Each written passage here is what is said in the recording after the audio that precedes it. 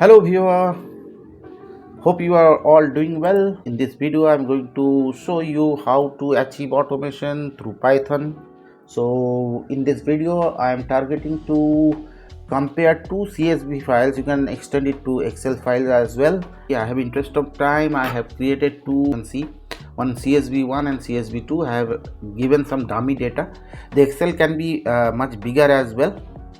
And also I'm going to create a code file for Python. So create one code file.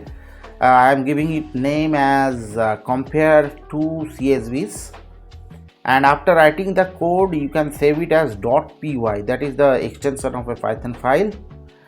So after the code also I have just written it in the interest of time. I'm just showing it here.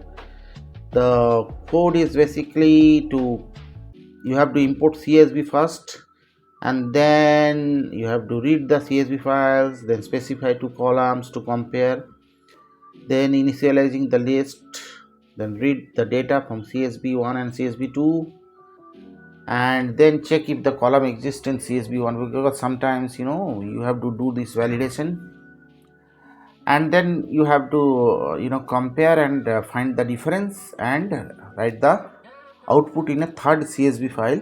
So the third CSV file I have given name as output.csv. You can see output.csv. So now I will also paste this code in the description, so you can run it in any code editor. I am going to use the PyCharm code editor. So now I'll go and save this file, save as, and I'll give you an extension at .py. So .py, as I said, it's and choose the all files. .py, as I said, it's basically the Python extension. It will become a Python executable files. Now double click the file, it will open in PyCharm editor. That setup I have done. If you want to know more about it, just browse my previous videos in the playlist. You will get to know how to do it. And now see, you can hear also here the code, the file has been opened. You can modify the code if it is not running in some reason. So you can modify the code. Same thing is there, same has been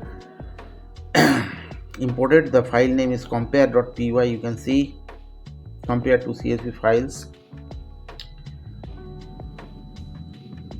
Now I'm going to run this. So hit on run. You can see the process finished with and difference saved to output.csv. So now we have to go to our folder and open this output.csv. Okay, so I'm going to my folder, and that output.csv file already created, and that file you can see the result is here. Wherever there is a mismatch, it has been populated.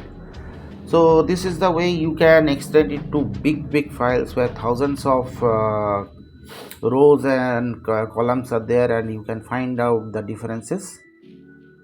Thanks for watching. Please like and subscribe so that I can be motivated to bring up more content. Thanks. See you in the next video. In the next video I'm going to use pandas as a library to achieve the same type of automation.